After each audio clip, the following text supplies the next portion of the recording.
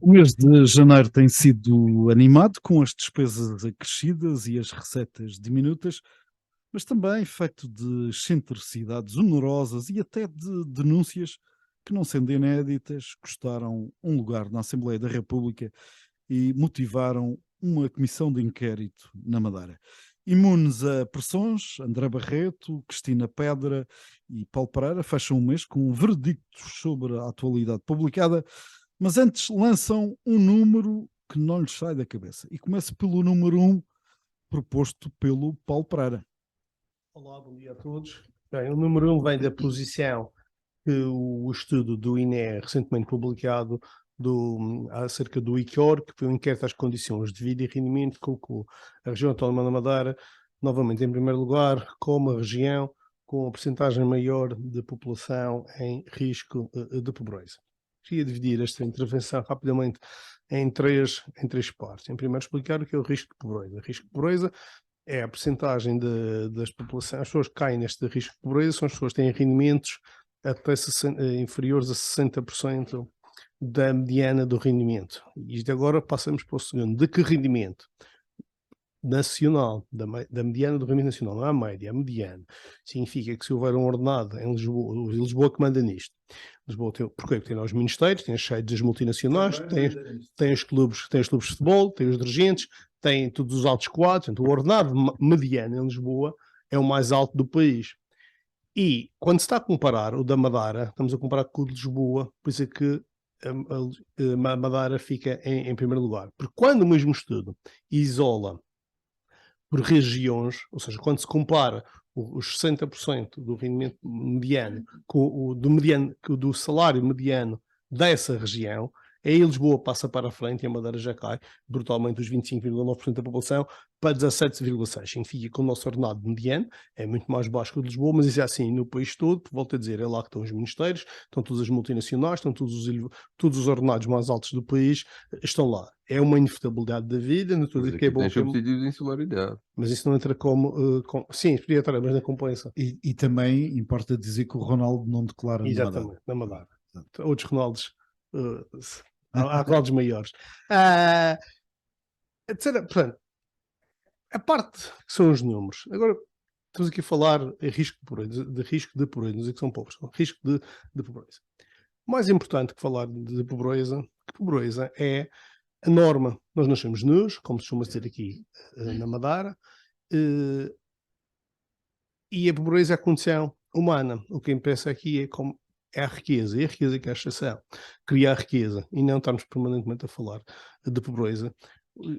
Como é que vamos evitar que a população esteja nesta situação? Porque a Madeira é sempre uma região pobre, já foi miserável. As nossas estratégias de resolução deste problema são há 600 anos a imigração. Sempre que há problemas maiores na nossa economia, os nossos madeirenses imigraram, por isso é que temos madeirenses por todo o lado do mundo, até na Arábia Saudita temos. E a solução é um passo que, enquanto sociedade, nós percebemos, com a questão brutal do envelhecimento, que nós já falamos aqui há uns tempos, e o Diário também há bastante tempo, que está agora a chamuscar já, e já se começam a ver algumas reações, penso que tardias e que serão provavelmente inócuas. Mas é um problema que nós temos na nossa sociedade. Como é que vamos criar riqueza? E a riqueza tem que ser criada com mais pessoas. Nós temos um problema grave de demografia. Temos um problema, precisamos de mais concorrência empresarial, porque é ela que produz riqueza. Precisamos de atrair mais capital. Temos que garantir que haja mais dinheiro disponível nas pessoas com menor carga fiscal. Porque nós temos comparativo de memória, as pessoas mais velhas ou da minha idade, temos uma ideia que os anos 80 e 90 foram bons. É uma ideia que se tem, com muitas imigrações, as pessoas começaram a ter coisas.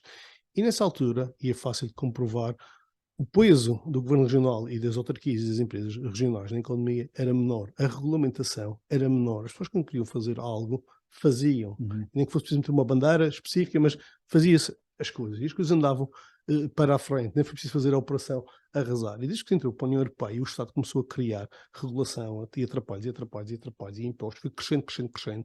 E grande parte da riqueza que é criada é para alimentar o Estado, deixando pouca economia produtiva. E é isso que se está a ressentir a nossa sociedade, e é isso que nós temos, como, enquanto um todo, agir de uma forma diferente. Mas isto não vai, como quando eu vinha para aqui, encontrei a Cristina, apanhei não sabia se era um discurso, uma intervenção que é possível fazer a vida da Madeira melhor, dos madeirenses melhor, é possível termos melhores condições, é possível isto, é possível, queremos, é possível, o querer e o pedir possível, então, mas coisas mais concretas, e passa-se para que não é dando assistencialismo, nem é tirando de uns para dar a outros que se resolve o problema. Isso não funciona, nunca funcionou em lado nenhum do mundo. Nós somos uma região periférica, temos as nossas limitações, que não somos invencíveis. Alguém pode ter vendido a ideia que o céu é o limite. Não, o céu é o limite. Temos que aprender a viver socialmente com as nossas limitações, mas não podemos perder a ambição de viver melhor.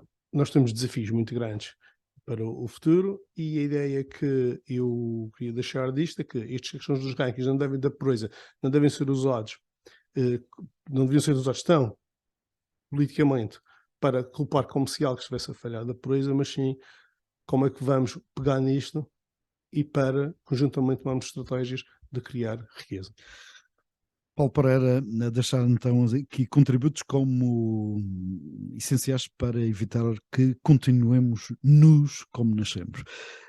Cristina Pedra sugere o 36, não será com certeza André Barreto os próximos títulos do Benfica.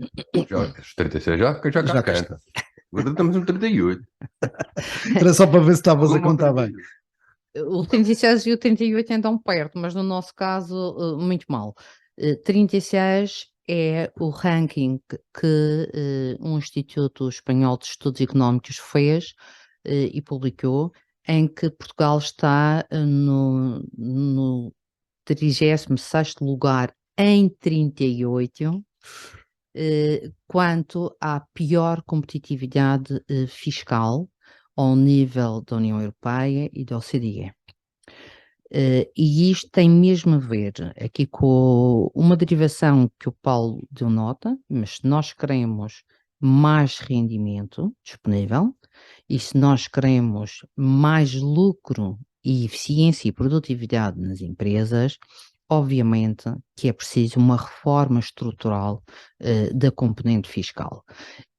O estudo aponta para a carga fiscal das mais elevadas, com uma difícil atratividade para o investimento, não só exterior como regional, nacional e, portanto, interno. Isto não surpreende nada, para já, esta conclusão é óbvia. Agora, sente-se, dói na pele. Agora, reparem como nós temos um sistema que é prejudicialmente ou eleitoralista vendido. Portugal tem das taxas nominais mais baixas da União Europeia, mas depois tem as derramas nacionais, tem a tributação autónoma e, portanto, com este estudo confirma-se que a taxa com estas alcavalas é de 31,5%. Daí que o que nós temos que é uma taxa de pagar imposto 19% a nível nacional, a região reconheça-se que tem feito um esforço muito positivo ao nível da redução daquilo que lhe é permitido e que hoje temos a taxa de IRC no padrão mínimo com a redução de 30% da taxa nacional. E, portanto, esse mérito existe, mas não pode derrogar a derrama estadual, a tributação autónoma, e vamos agora complementar com taxas e taxinhas que as próprias autarquias têm e que devem existir, mas para serem dissuasoras ou complementares e regulamentares do mercado. Por exemplo, se uma autarquia qualquer deseja ter bandeiras publicitárias a espetar com fluorescentes em todos os lugares, pois deverá pôr uma taxa simbólica ou até isentá-las. Se quer não ter a poluição visual, deve taxá-las, mas que haja um critério que não seja onerar e purgar as pessoas, as famílias e as empresas que lá colaboram. Portanto, opções políticas que sejam assumidas. Para além disto, Se acrescentarmos 23,75 do encargo patronal, nós temos aqui cerca de 50%, que é o esforço fiscal, parafiscal, whatever, que os empresários têm que fazer. E quando nós estamos a falar que é necessário aumentar o rendimento, com certeza que é necessário aumentar o rendimento, mas eu digo, o rendimento é para quem trabalha, e que é legítimo que quem tem 800 euros de remuneração mensal, que é baixa, leva para casa pouco mais de 600 euros líquido, mas a verdade é que esses 800 euros custam 1.200 euros por mês a quem contrata. E nós vemos aqui claramente um intermediário, que esse sim é que faz o negócio parado e que é o Estado. Portanto, a necessidade de uma reforma total, e não é só nesta matéria, mas destaco que realmente é penoso ver Portugal no lugar 36 em 38. Nós temos a Estónia e a Lituânia como primeiros lugares. Já agora é engraçado ver que França e Itália é que ocupam o 37º e 38º lugar, portanto países desenvolvidos, e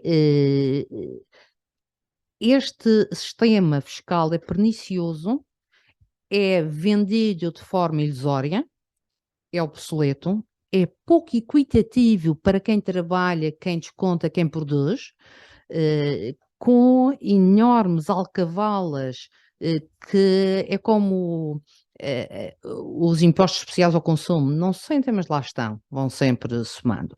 E, portanto, aqui a nota é, se queremos uma economia competitiva, famílias com maior rendimento, pois a reforma fiscal é de fia para via, fizemos-la em 1989, hoje é reformá-la por completo.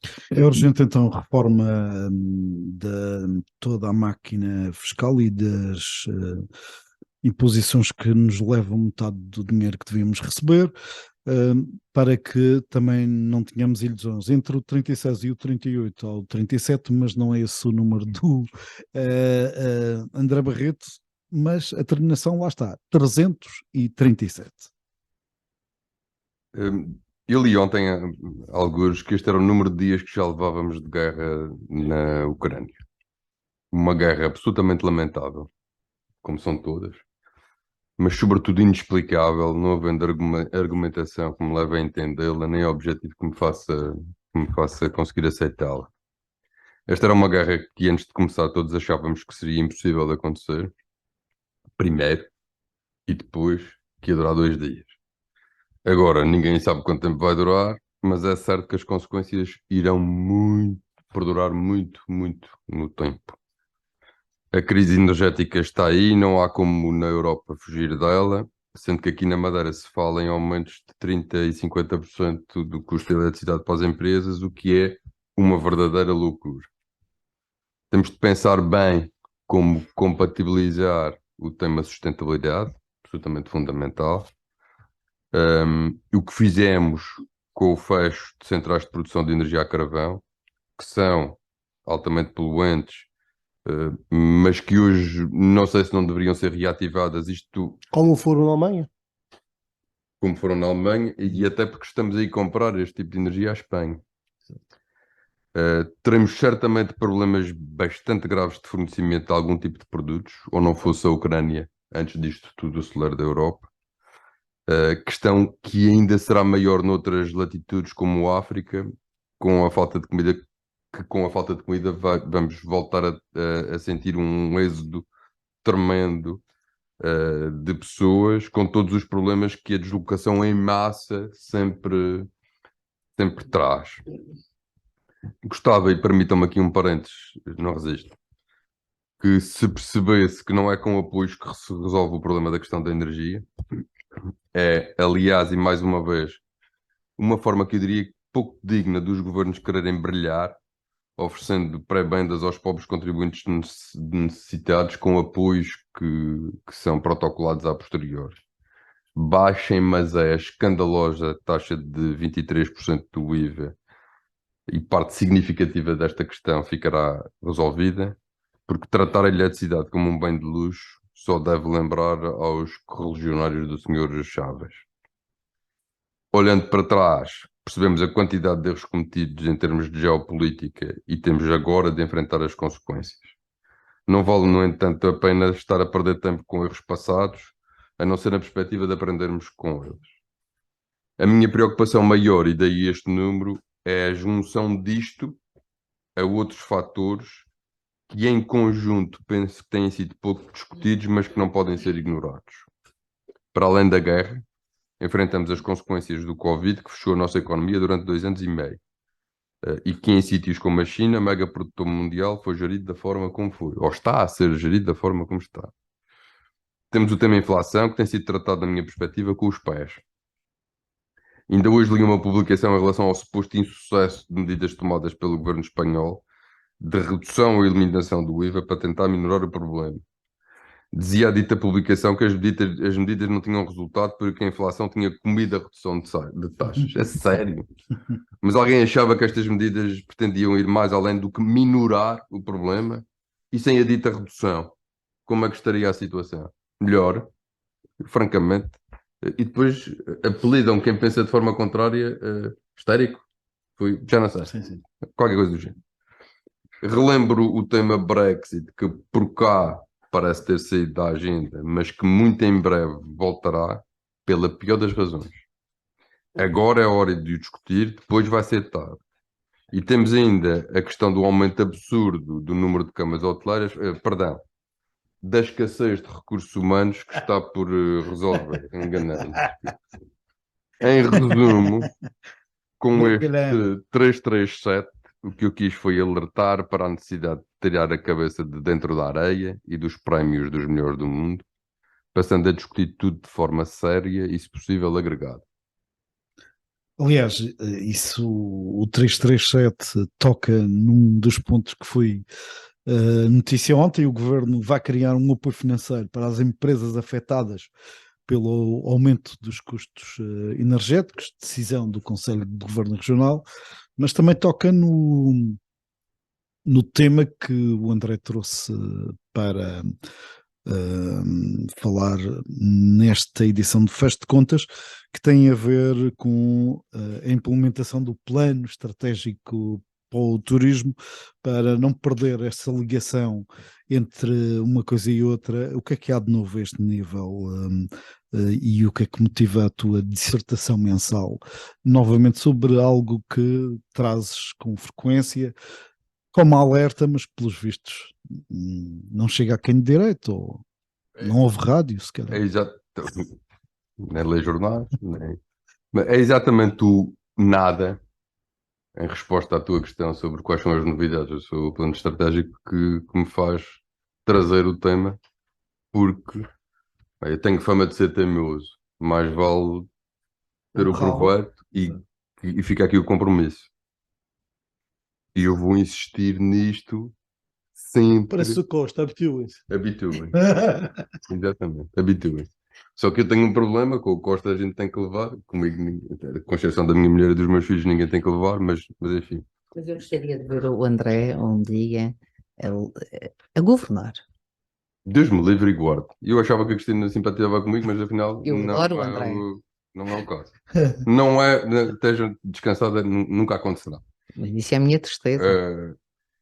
A menos que... Não. Nunca acontecerá. Não, Nunca não. acontecerá.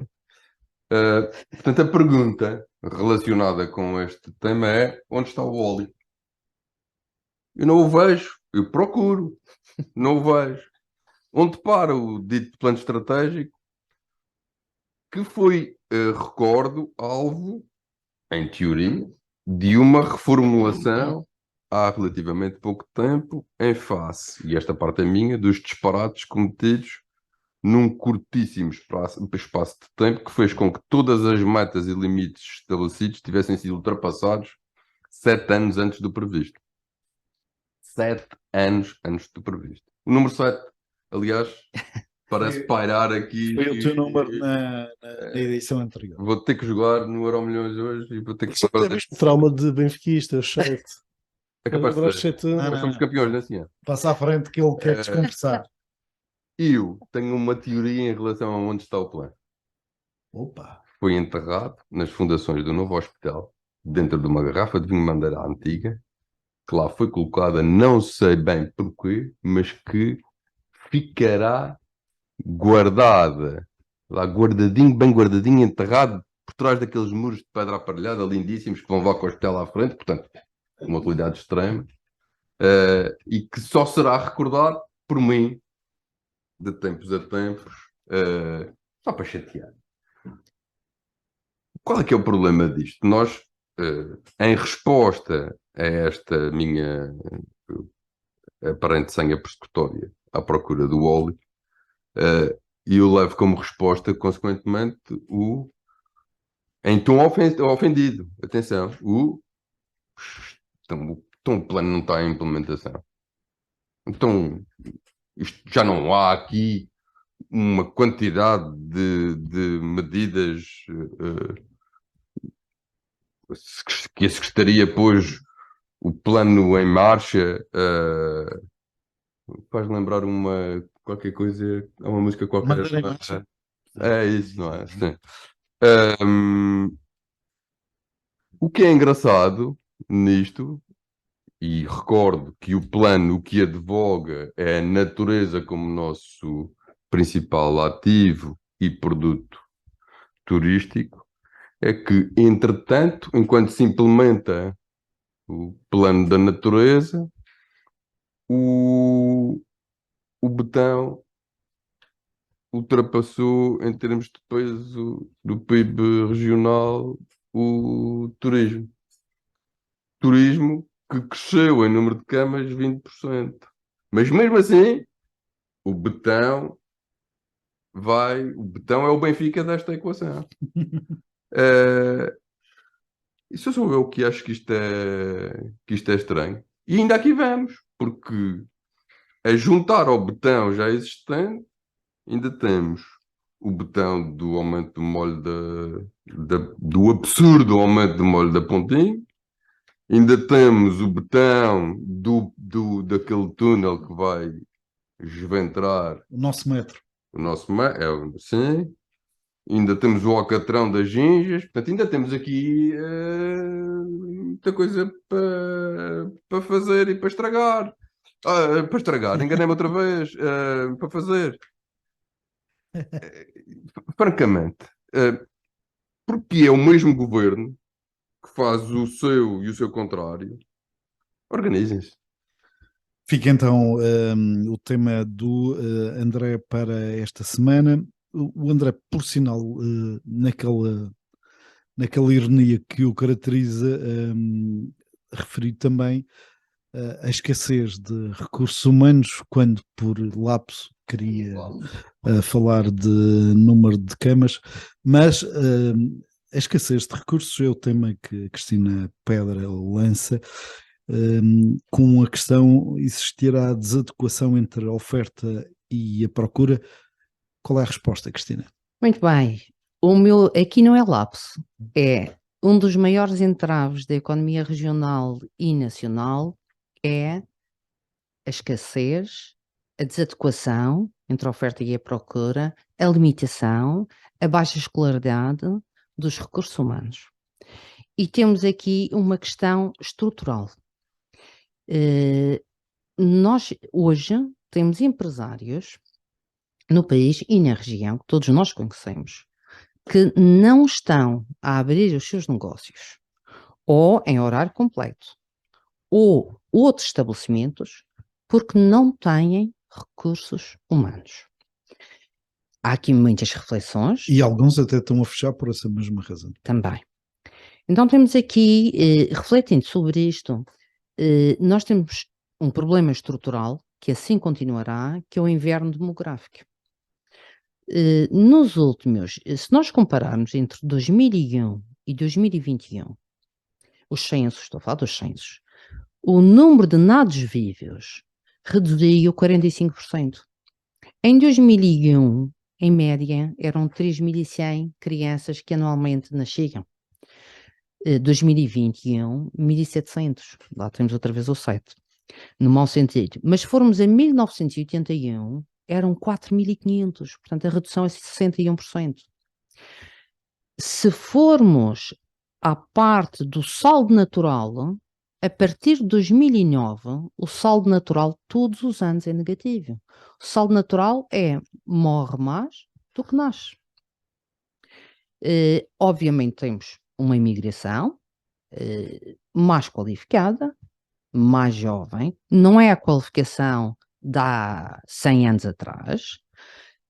Se formos aqui à idade média da população, em 2001 nós tínhamos uma média de 36 anos, nós hoje em 2021 temos uma média de idades de 44 anos, vejam só o aumento numa década, mas se formos também à própria população, nós tínhamos 270.000 pessoas em 1950, há 5 décadas, e hoje temos 250.000.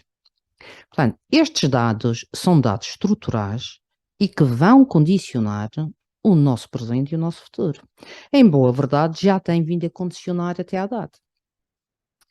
Depois, portanto, nós sabemos que temos uma baixa natalidade, nós também temos uma maior longevidade, felizmente, fruto de medidas profiláticas, terapêuticas, de ciência, da medicina, portanto, vive-se cada vez mais, mas não numa faixa de população ativa, e ela própria contribuinte de um sistema, e obviamente que isto não é, por isso é que eu dizia que isto é uma questão de afirmação e não é por lapso que trago este elemento.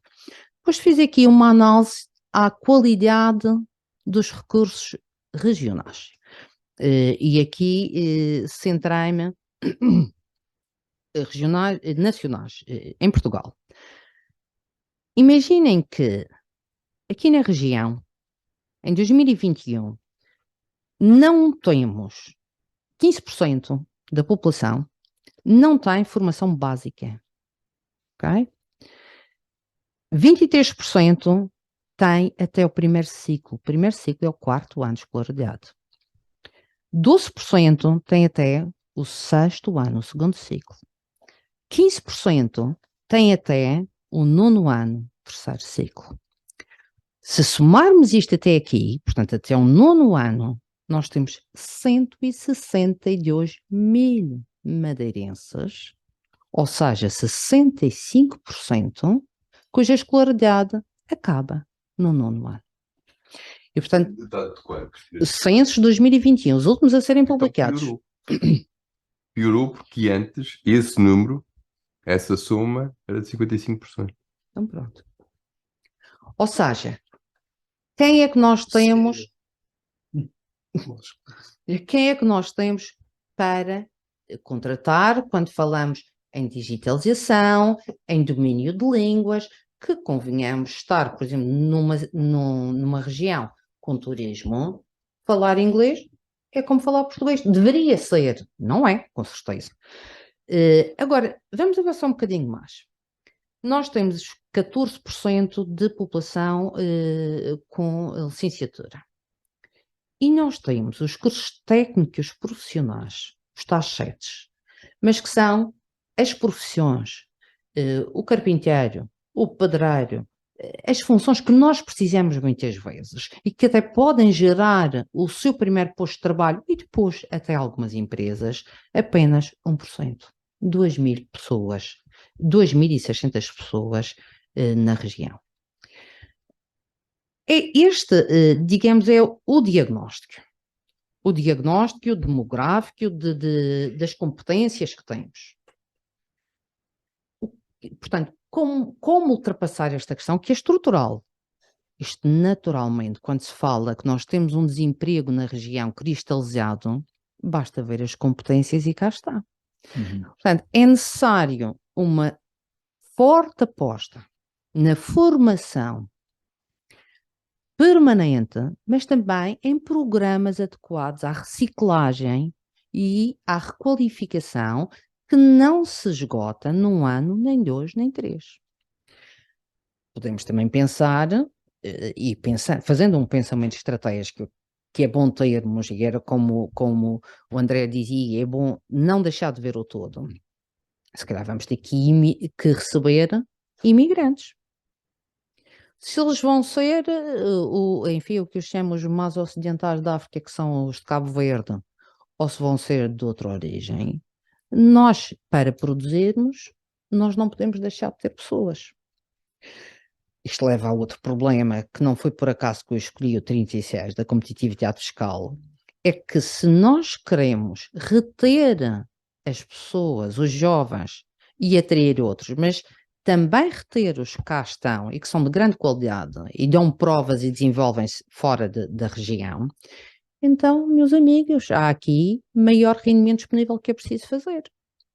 E é preciso alavancar isto, se calhar indo mais longe e não pensando apenas em reduzir o escalão de IRS para os 4 primeiros níveis, o que já foi um passo titânico, porque os 4 primeiros níveis vão até 1000 e tal euros por pessoa, e já estamos a falar de conseguir uma panóplia de agregados familiares que aqui caem, mas quando alguém tem maiores rendimentos, e vamos ao quinto, ao sexto, aliás, em Portugal, ganhar 80 mil euros é milionário, é o topo. Brutos. Portanto, nós temos 54%, paga logo quando ganha 80 mil euros. Portanto, nós tendemos sempre a nivelar por baixo. Ora, se calhar faz sentido uma estratégia arrojada, mas que não pode ser desinserida de uma reforma fiscal, que é aliviar a carga fiscal no IRS para ter mais dinheiro disponível. Muito bem. Resta saber se há lugar para esta gente viver que é necessária para a economia. E é por isso... Só acrescentar aqui uma coisa, porque esta questão, a parte da escolaridade, é o maior problema económico da região. Desculpa.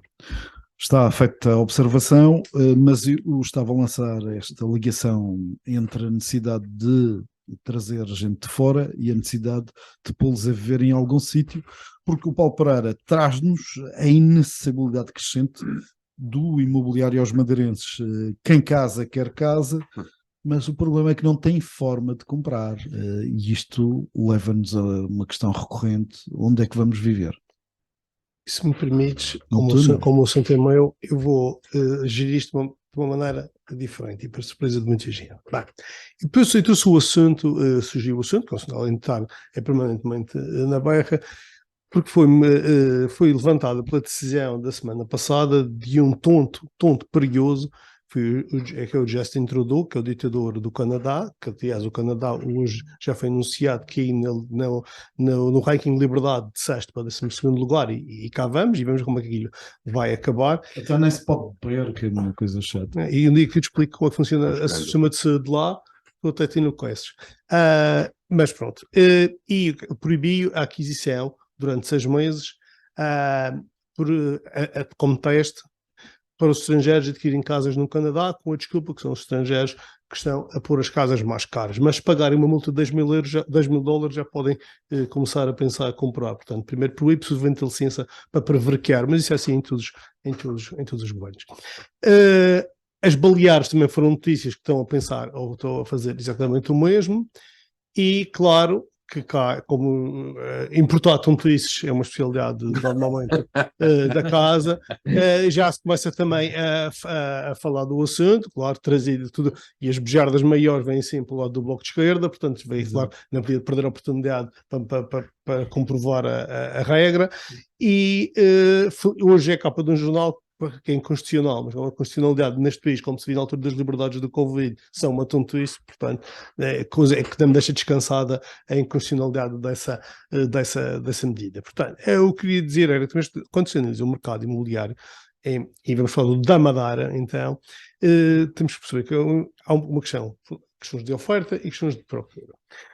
O imobiliário da Madeira está a ficar cada vez mais caro. Está a ficar mais caro por vários motivos. Um deles, na questão da oferta, é que se nós aloas aos aumentos dos salários mínimos constantemente, os salários mínimos depois terminam, tudo que os salários médios, principalmente em áreas onde há escassez de mão de obra, como estávamos a falar, e a Constituição Civil é uma delas, aumento de salário mínimo obriga que os salários médios na Constituição Civil vão subindo. Como o componente de mão de obra é uma componente importantíssima do custo de metro quadrado, é que o custo vai para cima. Portanto, a gente quer pagar mais às pessoas, mas depois que é que o resultado que essas pessoas fazem, do trabalho que é manual dela, que é difícil de ser maquinal, nem fica mais barato. Depois, os produtos, sejam matérias-primas, as commodities que fazem parte da construção, são transacionados internacionalmente. Tudo o ferro que vem para a Madeira, ou vem para a Madeira, vai para a China, se não vai para a China, vai para o Japão. Esse ferro é de quem paga mais. Nós estamos a competir com os suecos, com os americanos, com os chineses, o mesmo commodity. Portanto, quando ele vem ao preço do sueco. Não há um preço para os pobres do Sul e um preço para os ricos do Norte. É o mesmo matéria-prima. Portanto, se está mais caro, é mais caro. O que é que acontece? Se construir fisicamente a mesma coisa, está mais caro por isso. Pois também temos as constantes intervenções do regulador, do Estado. O Estado permanentemente regula, em nome do bem comum, ninguém sabe bem isso que está sempre a regular, que a criação de PDMs e complicações, e quem sou um promotor imobiliário que há uns anos atrás me disse que é uma pessoa extremamente inteligente, e ele diz que sempre que aprende a construir mais barato, vem uma regulação que torna a construção mais cara. Ou é por causa de questões energéticas, ou é que você precisa mais um papel, ou é que é preciso mais uma coisa, ou que as escadas de emergência têm que ser mais largas, ou por isto, ou coisa ou porque as paredes têm que ser assim, ou o chão tem que ser assado. Ou seja, é tudo cada vez mais caro. E tentamos a fazer casas para a classe média alta, como se vê agora na questão do PRR. Toda a gente faz a conta quando o seu presidente vai a uma obra do PRR, as pessoas, tem 20 apartamentos, não sei quantos milhões, as pessoas fazem a conta, isto tem 250 mil euros, não tem no PRR, porque os normativos da União Europeia fazem que uma casa que para ser feita no Funchal tem que ter as mesmas exigências climatéricas e energéticas da Finlândia. Pronto, ok, e é por isso que fica mais caro.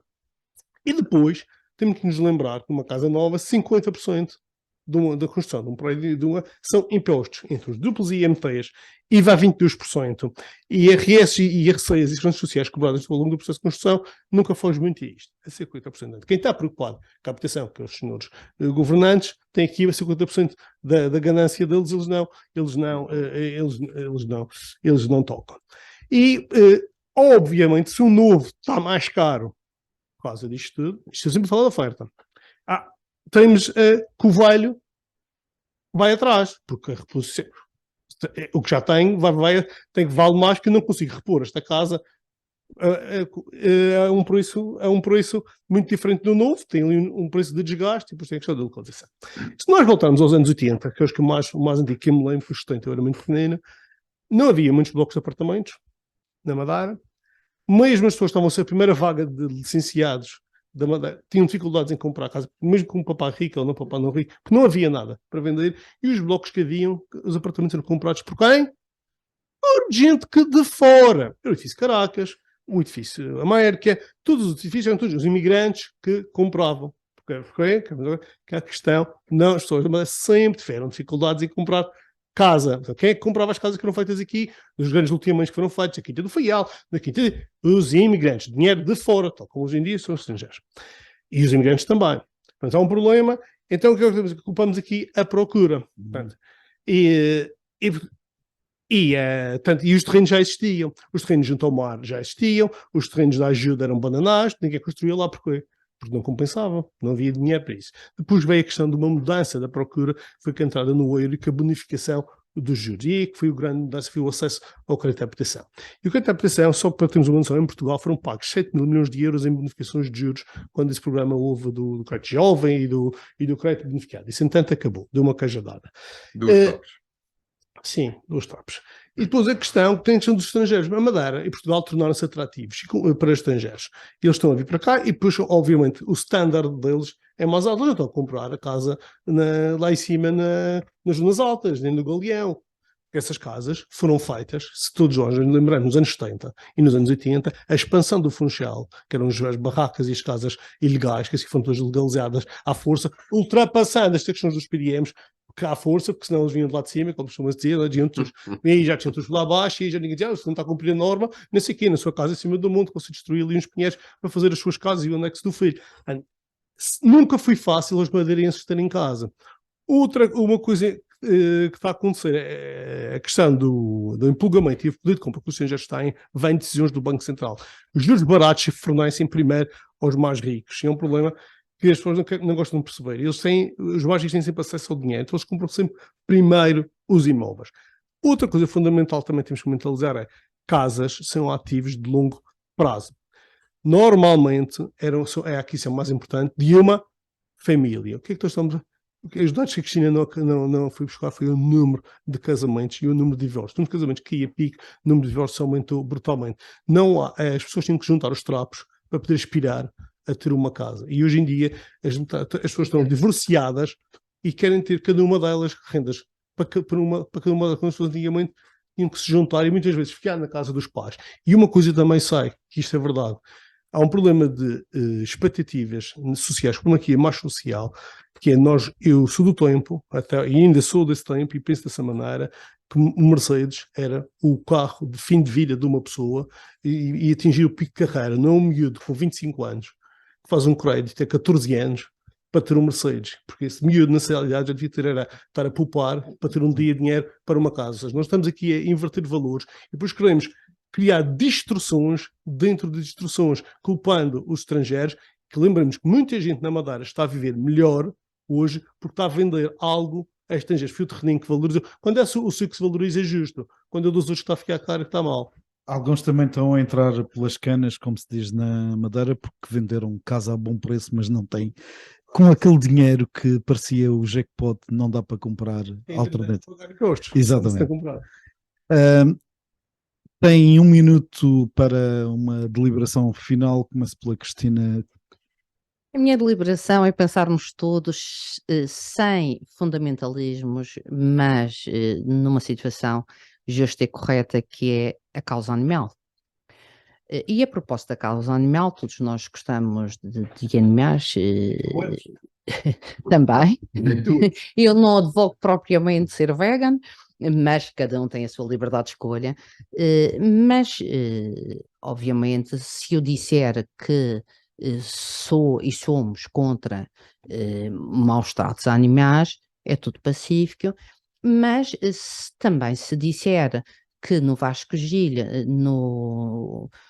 o canil municipal do Funchal está em péssimas condições, em jaulas que têm animais em lama, em condições de falta de ambiente e condições térmicas até, que são inaceitáveis, todos nós repudiamos e devemos repudiar essa situação. A minha nota é, sendo todos nós a favor dos animais, e portanto isto sendo uma verdade absoluta, como é que ontem, em reunião de Câmara, nós aprovamos um investimento de 1 milhão de euros em novas jaulas e crematório com condições, e a oposição não votou a favor. Paulo Pereira, deliberação final. Vamos usar a deliberação final, vou aproveitar uma dica que sim, no Diário de Notícias de hoje, e relembrar um dos meus economistas favoritos, que é o Milton Friedman, quando ele evidenciou por milhentas vezes que não existem almoços grátis, principalmente para o cidadão. A questão de quando começou a crise energética em meados do ano passado, o presidente da Endesa na altura alertou que as prestações de eletricidade iam disparar cerca de 40%. O governo do PS na altura ficou muito ofendido, ele até foi afastado da empresa, alargou a entrada, o António Costa, todos os portugueses no mercado regulado, quem quisesse, e a Madeira respondeu, quer dizer que nós estamos no mercado regulado. E o mercado regulado está congelada a taxa durante algum tempo, as taxas de eletricidade. O que acontece é que, como tudo na vida, no almoço já te está a chegar a conta. Com a passagem da mudança do ano, os preços têm que ser atualizados, porque isto ninguém vende eletricidade abaixo do preço de custo. Se vendeu ano passado, isto tem que cobrar a mais. E como não deixamos o mercado funcionar na altura, porque não queremos passar a fatura política, significa que agora estamos a falar de aumentos potenciais de 50% a 70% no custo de eletricidade e vamos arranjar soluções à pressa. André Barreto, eu breve. deliberaria um voto de louvor aos palcos. De repente, o país descobriu que investimentos públicos têm que ter racional económico, o que é curioso. O maior evento de sempre. Sim, portanto, conseguimos atrair, em teoria, 2 milhões de pessoas para virem conhecer o nosso país, por uma razão absolutamente legítima, e ao tio, o palco é caro. A rotunda interessa pouco, a ponte, o viaduto, nada, vias rápidas, expressos, autoestradas, pontes e o catatal, não interessa estudar e verificar do custo, não interessa. Palcos, sim, viva os palcos. E assim fechamos o programa de hoje. Voltamos depois do Carnaval, 24 de fevereiro. Até lá, passem bem. Portem bem.